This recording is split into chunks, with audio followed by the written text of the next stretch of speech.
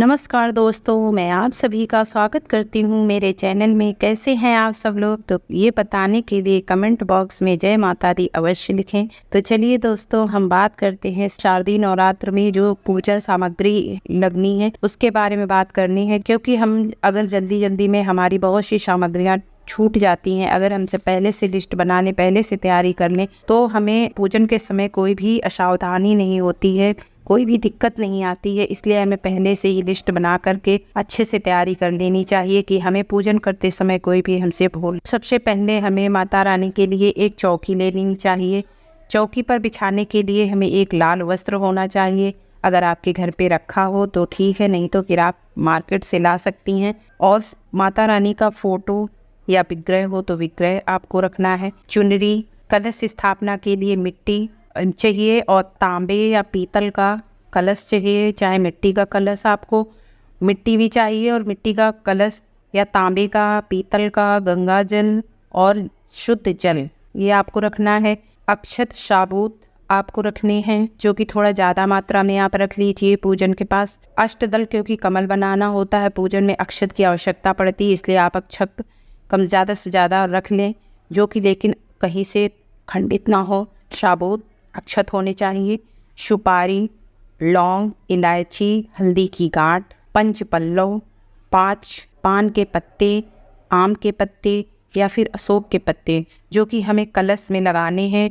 और आम के पत्तों की तो कलश में रखना है और हमें बंधनवार भी बनानी होती है, इसलिए हम आम के पत्ते या अशोक के पत्ते की हमें बंधनवार ज़रूर लगानी चाहिए। तो हमें ज़्यादा से ज़्यादा आम के पत्ते लाने चाहिए, जो कि हम अपने घर की बंधनवार बना सकें। जो पल्लव है उसमें संख्या होनी चाहिए उसकी 7, 5 मतलब पत्ते होने चाहिए, 9। अगर हम ज्वारे बोते हैं तो हमें मिट्टी का पात्र चाहिए। और जौ, गेहूँ चाहिए। अगर हम कुछ लोग के यहाँ जौ बोया जाता है तो आप जौ बोएं, जैसा आपके यहाँ होता हो, या गेहूँ रख लें। पूजन सामग्री में आपको रोली, सिंदूर, हल्दी, गुलाल, जनेऊ, जो कि हमें रोली, सिंदूर ये माता के पूजन में ज़रूरत पड़ेगी, और जनेऊ हमें एक कलश में और एक गणेश जी पे समर्पित करना है। मौली, कलावा, मौली हमें वस्त्र के रूप में समर्पित करना होता है। नारियल पे हमें लपेटने के लिए मौली चाहिए, तो हमें मौली भी रखनी है। पुष्प में हमें माला माता को समर्पित करने के लिए माला, फूल, और अगर फूल गुड़हल का मिल जाए तो बहुत ही अच्छा होता है। अगर हमें 9 दिन गुड़हल का फूल मिल जाए माता को समर्पित, तो हमें कोशिश करके गुड़हल का फूल लाना चाहिए पूजन में। नवग्रह, अगर आप 9 सुपारी नवग्रह बनाने के लिए, और अक्षत। कुछ लोगों के यहाँ नवग्रह बनाए जाते हैं, कुछ लोग के यहाँ नहीं बनाए जाते हैं। अगर आप नवग्रह नहीं बनाना चाहते हैं आप इसको स्किप कर सकते हैं। 16 श्रृंगार माता रानी को चढ़ाना है। अगर आप 16 श्रृंगार चढ़ाने हैं, नहीं अगर आप 16 श्रृंगार चढ़ाती हैं या अष्टमी के दिन चढ़ाती हैं, तो आप पहले दिन चूड़ी, बिंदी, रंग, बिछिया, मंगलसूत्र, मेहंदी ये तो आपको माता को समर्पित करना चाहिए। भोग में बताशे, लौंग का जोड़ा, मिठाई, फल और पंचमेवा। हमें बतासे और लौंग तो रोज़ समर्पित करना चाहिए जोड़े सहित माता रानी को, और मिठाई, फल, ऋतुफल जो भी हम मिल जाए वो हमें माता रानी को देना चाहिए। पान का बीड़ा, पान के पत्ते, लौंग, सुपारी, इलायची। मीठा पान अगर मिल जाए तो मीठा पान माता को समर्पित करें। अगर मीठा पान नहीं मिल पाता है तो आप लौंग, सुपारी, पान के पत्ते पर लौंग, सुपारी, इलायची रख के मुख शुद्धि के लिए माता को अवश्य समर्पित करें। आपको चाहिए ज्योति जलाने के लिए मिट्टी का दीपक हो या अखंड ज्योति या फिर किसी धातु का दीपक, बाती, रुई और 2 दीपक।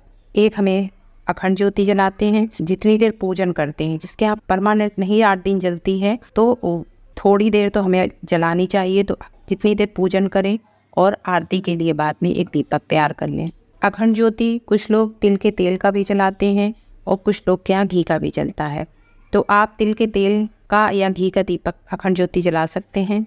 आरती के लिए दीपक, धूप बत्ती, कपूर। हवन सामग्री में काले तिल, जौ, घी, गुड़, चावल का हवन ज़्यादातर लोगों के यहाँ अष्टमी को भी होता है या नवमी को होता है। अगर आप रोज़ करना चाहें तो छोटा सा हवन 5 आहुति तो दे सकते हैं। तो सामग्री काला तिल, जौ, घी, गुड़, चावल, इसका आप बना लें और हवन सामग्री उसी में ऐड कर लें, और आप ये बना करके रख सकती हैं और पाँव आहुति चाहे तो आप अग्नि में कर सकती हैं। जल का पात्र माता रानी के पास जरूर हमें रखना चाहिए। सुबह अगर हम जो जल का पात्र माता रानी के पास भरकर खाली पात्र में नहीं रखना है माता के पास, और जल हमें ज़रूर रखना है। तो माता के पास जो जल रखें उस जल को हमें अगर सुबह का रखा है तो शाम को हमें प्रसाद के रूप में उसको ग्रहण कर लेना चाहिए। अगर आप नहीं ग्रहण करते हैं तो हमें उसे तुलसी के पौधे में डाल देना चाहिए, और शाम को अगर जो जल रखें उसको हमें सुबह प्रसाद रूप में ग्रहण कर लेना चाहिए। अगर आप नहीं प्रयोग कर रहे हैं तो उसको पौधे में डाल दें। अगर आपको ये मेरा वीडियो अच्छा लगा हो तो मेरी वीडियो को लाइक कर देना और चैनल को सब्सक्राइब कर देना।